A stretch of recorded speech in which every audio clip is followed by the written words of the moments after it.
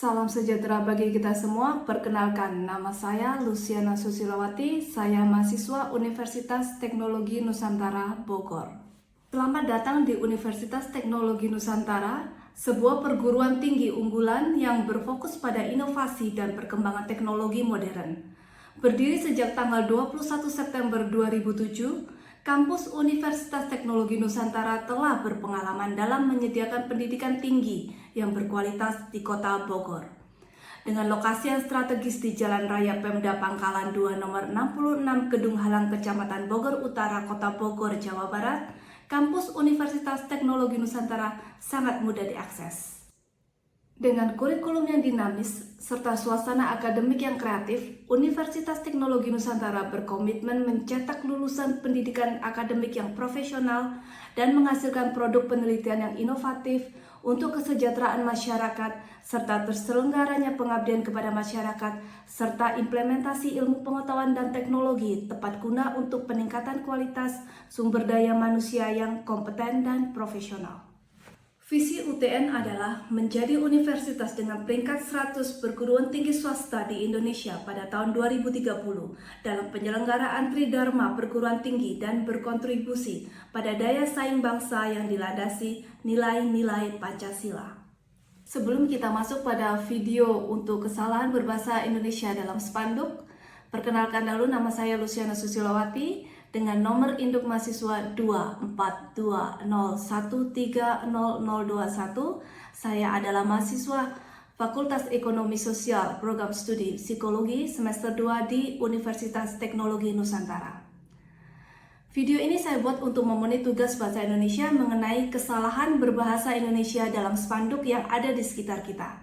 Mari simak ulasan beberapa spanduk yang saya sajikan berikut ini. Pada spanduk yang pertama, yaitu kata bakoel tidak termasuk dalam ejaan baku bahasa Indonesia. Penulisan bakoel merupakan pengaruh dari dialek atau ejaan lama.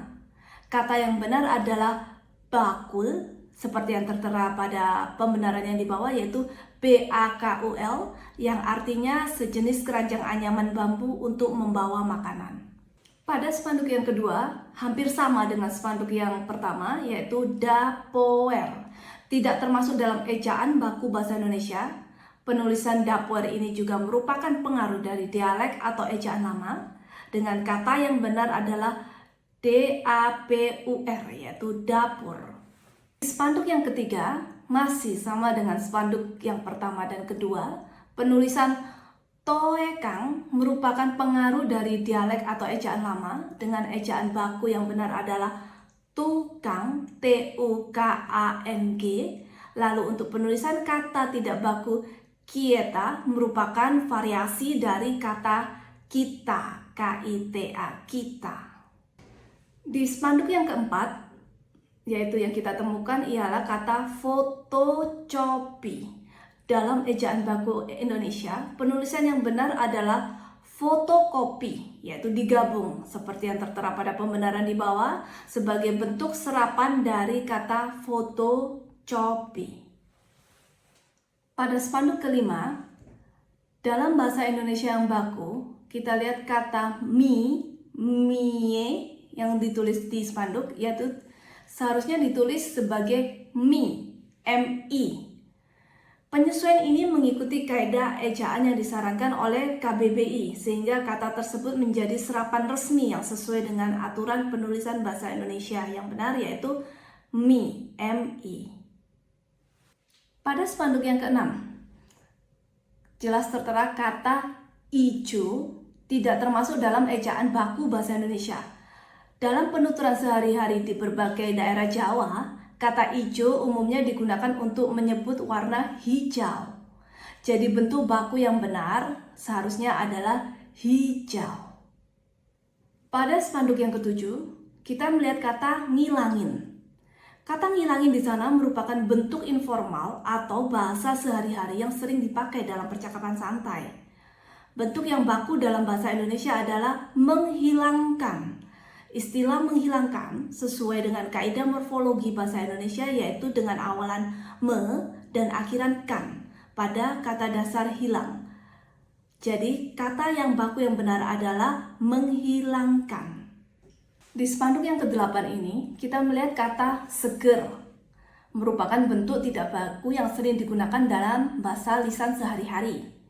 Bentuk yang tepat menurut kaidah baku bahasa Indonesia adalah segar dengan menggunakan huruf A yang berarti sehat, bugar.